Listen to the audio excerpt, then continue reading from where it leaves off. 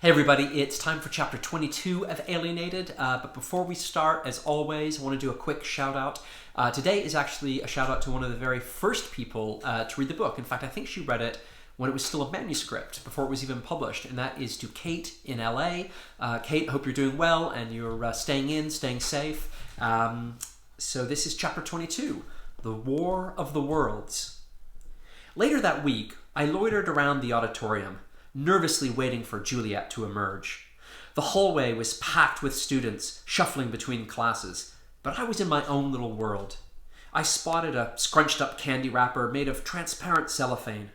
Each time the doors swooshed open, it sailed up on the breeze and then got sucked back when they whooshed closed. I could see faint Ajabat caterpillar tracks on the linoleum floor, a collection of dust bunnies that might have been mating like, well, bunnies, and a spider scurrying up its web between the wall socket and the doorstop. It's amazing what you notice when the last thing you want to think about is what you're actually trying to do. I was so distracted that I was even accidentally nice to Jess. "Excellent acting today," I said, as she swanned by with 3 note-taking Martians in tow. "Talk not to me, for I'll not speak a word," she declared. "Do as thou wilt, for I am done with thee." And then she punched me on the arm, stuck her tongue out, and joined the mass of alien life forms bustling down the corridor. She was still annoyed that she had been cast in the supporting role of Lady Capulet, and not in the lead. As I waited for my Juliet to appear, something tugged at my sleeve. Well, a someone. "Sherman Capote!" squealed a little Martian with a wide, toothless grin. He gazed up at me with his giant, shiny black eyes. He had just eaten a tangerine. Or maybe Martians naturally smell of tangerines. Hi, Klaatu, he said in a cyber chipmunk kind of voice. "You remember Klaatu?" "Oh, hey, Klaatu," I said, shuffling my feet. "I'm kind of in the middle of something here." "Yes," he agreed, "standing in the corner, staring into space." "It's called waiting," I explained. He pulled a flyer from his little backpack and pressed it into my hands. "Stimulation while you wait. Vital instructional information for the prom. All must prepare." The flyer showed a gigantic mechanical tripod war machine about to smash through London Bridge. It was an old-fashioned pen and ink style drawing, and above it, written like vintage newspaper headline, one word: Prom. "That's great, thanks, Klaatu," I said, just as his jumpsuit started to twinkle, reflecting something iridescently, astonishingly, heartbreakingly blue. "Hello, Sherman." My wait was over. I looked up, and I saw Juliet's luminous, perfect face peering around the auditorium door, and instinctively stuffed the flyer into my back pocket of my jeans. "Hey, Juliet, I stuttered. "What a coincidence to bump into you here." "He was waiting," started Klaatu.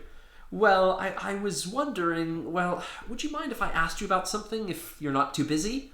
"Pull yourself together, Capote." "I was hoping to speak with you too," Juliet said. The idea that she thought about me, even for a moment, caused a burst of happy electricity to tickle me all over, including, strangely, my left butt cheek. That was actually Klaatu pulling the flyer out of my jeans pocket. "Store, keep, yes," he said, "but also read. Read the instructional information, Sherman Capote. All must prepare." Even though at this particular moment, this particular Martian was driving me nuts, there was something incredibly comforting about these little guys. They reminded me of the 2 preschoolers who lived across the street from us in Germany, always waiting for me to come home from school to show off their paintings or ask for piggybacks. And yet Octo had hyped the Martians as ace racers. It was a weird contrast. "Really?" I said to Juliet, trying my best to ignore the Martian. "You were hoping to speak with me?" "I was," she said, floating into the corridor. "I wanted to apologize." I realized no one walking past in the corridor could take their eyes off her. Meanwhile, Klaatu had flattened out the creased flyer and was holding it up to me. "Sherman Capote," he chirped. "Apologize?" I said to Juliet. "For what?" "I gave you so little to work with in the orchard scene today," Juliet said. "I was distracted." "Are you crazy?" I said. "You were great." Klaatu proudly produced another flyer from his backpack. "Thank you, Klaatu. You're too kind," Juliet said. The little Martian's head bobbled from right to left. "She knows Klaatu's name," he giggled. Juliet smiled and rubbed his bulbous grey head affectionately. Lucky little Martian. Octo was right. I had it bad. Look, read, Klaatu called to both of us. The theme for the prom is the War of the Worlds. I thought that maybe I should just ask her to prom, right then and there, but Octo's plan played in my spinning brain. Date first, then prom. I love that movie, I said, bracing myself. Speaking of movies, The War of the Worlds, the book, Klaatu corrected. Written in 1898 by the Englishmen of this planet, known as Herbert George Wells.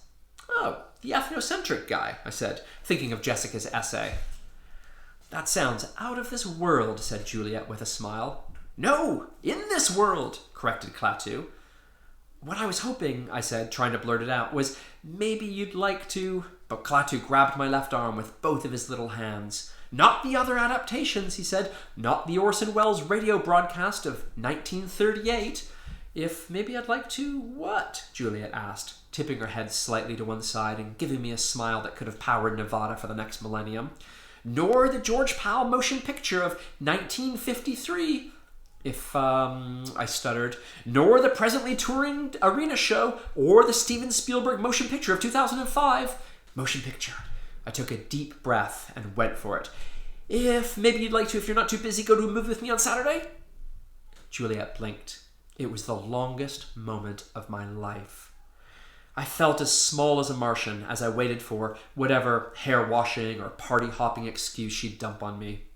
I knew who I was going to blame for this whole date-first, prom-later idea, and I vowed in future to ignore any and all advice they dished out over deep-fried seaweed. Juliet looked down, almost distracted. I've never noticed that spider before. I've even got wheels for the night, I added. So maybe you could just, beam in at 8 at the drive-in? Beam in at 8. Nice line, Senor Suave. But I didn't want to admit that I wasn't actually allowed to drive Hank's Toyota. I was only allowed to sit in it while parked. The corridor thinned out, and even Klaatu, to my overwhelming relief, finally finished his verbal briefing on every War of the Worlds adaptation, and vamoosed to his next class, just like Juliet and I were supposed to do.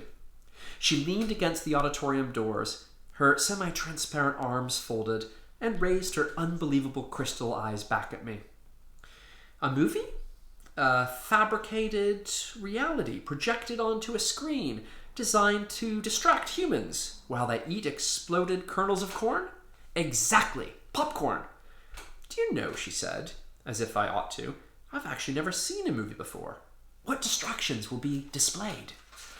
Unmissable classics, I said. Independence Day and Mars Attacks. And should I bring the ears of corn to explode? She asked. No, that's fine, I said. I'll get the popcorn. But is that a yes? Even as I asked, I heard tiny footsteps scurrying along the now deserted corridor, and Klaatu's sci-fi cartoon voice getting louder and louder. No, until he pretty much crashed into my legs. Not Independence Day, he said. Not Mars Attacks. Nothing in any way inspired by the War of the Worlds. Only the War of the Worlds, the book, Sherman Capote.